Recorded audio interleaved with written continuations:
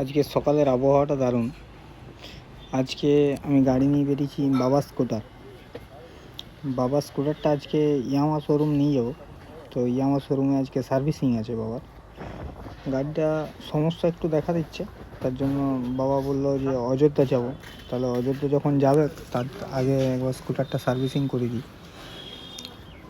তো ওয়েদারটা দেখতে পাচ্ছ, একদম মানে মাখন।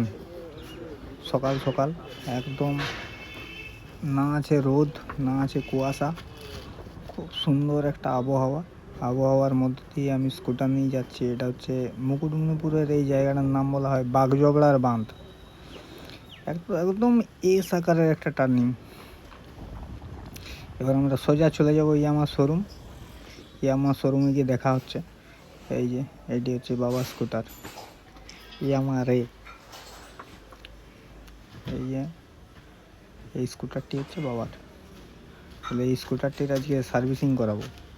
আর এইটি হচ্ছে ইয়ামাহার একটি হটকেক, বাইরে গিয়ে দেখাচ্ছি। ইয়ামাহার কতগুলো ইয়ামাহা রে, দুটো তিনটে, ওইদিকে একটা চারটা, ওইদিকে একটা ব্লু আছে পাঁচটা, ভিতরে আমারটা মানে যা বিক্রি হয় সব ভিতরে যেটা আছে সেটাও আমার। পুরো একদম হট প্রোডাক্ট ইয়ামাহার, দারুণ একদম মারাত্মক এই স্কুটার, এবং মাইলেজও দারুণ। ওই গাড়িটা আমি যদিও চালাই না, বাবা চালায়, কষ্ট নেই। তো বাবার গাড়িটা সেসব মিলিয়ে মানে একদম যাকে বলা হয় ছবির ভাষায় কি হয়েছে না হয়েছে কিছু সমস্যা দেখা দিচ্ছে। আমি দু চারটা বন্ধু নিয়ে ডিসিশন নিয়ে কিনেছিলাম। এই যে বাবার গাড়ির অবস্থা দেখো, স্নান টান করে নিয়ে এসছে, গাড়িতে স্নান করিয়ে একদম চাপিয়ে দিয়েছি স্টেজে। এবার স্টেজে অভিনয় করা শুরু করবে। অভিনয়টা ইয়াদের যেটা আছে সেটা দেখো, অর্ধেক পুরো একদম গাড়ির ফাইবার যা আছে অর্ধেক খুলে দিয়েছে। মনোজদা বলছে তাড়াতাড়ি কর এই গাড়িটা। তাড়াতাড়ি করার জন্য একদম স্কুটারের অর্ধেক পার্ট খুলে দিয়েছে। এইখানে চুপচাপ আমি থিয়মে বসে গেছি, থিয়মে এইখানে বসে বসে আমি কাজ করা দেখছি। ওদের যদিও কাস্টমার লঞ্চ আছে, কাস্টমার লঞ্চ থাকা সত্ত্বেও আমি এখানে বসে দিয়েছি।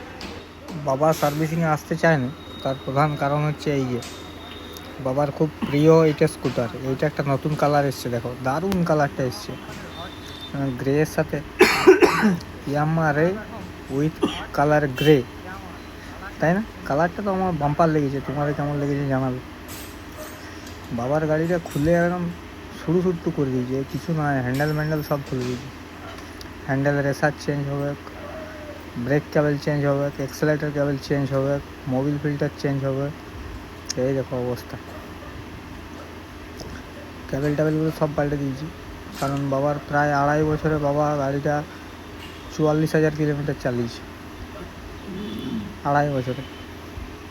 সেই সূত্রেই বলি একদম, এই যে আমাদের মনোজদা আমার শোরুমেই কাজ করায় বাবা বাইরে কাজ করিয়ে মনের মতো হয় না, তার জন্য ইয়ামাহা শোরুমে থ্যাঙ্কস টু প্রিয়া মোটর, ওরা খুব ভালো কাজ করে গাড়ি, এবং বাবা স্যাটিসফাইড ওদের কাজে। তার জন্য বাবা কোনো গ্যারেজে কাজ করাতে দিতে চায় না, বলে যে যা করার শোরুমে। আর একটা হচ্ছে ইঞ্জিনের লাইটটা জ্বলছে, ঠিক আছে, তো কেন জ্বলছে সেটা জানি না, সেটার এইভাবে ব্যবস্থা করছে। বললাম যে ইঞ্জিন লাইটটা কেন জ্বলছে, এই যে এখানে ব্যাটারি মেট্রি খুলে কী সব আইসিইউর মতো তার এক গাদা গুঁজে দিয়েছে। গুঁজে দেওয়ার পরে ওই যে ভিতরে কম্পিউটার আছে, কম্পিউটারে কি সফটওয়্যার কী সব হাবিজাবি করছে মনোজরা। ব্যাস এইখান থেকে গাড়ি সার্ভিসিং করিয়ে সোজা বাবাকে দিয়েছি।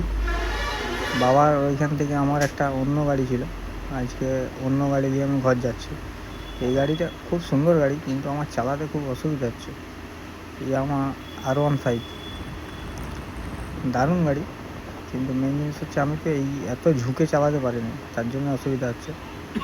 চলো এবার দেখা হবে পরবর্তী ব্লকে। আজকের মতো এখানেই, টাটা।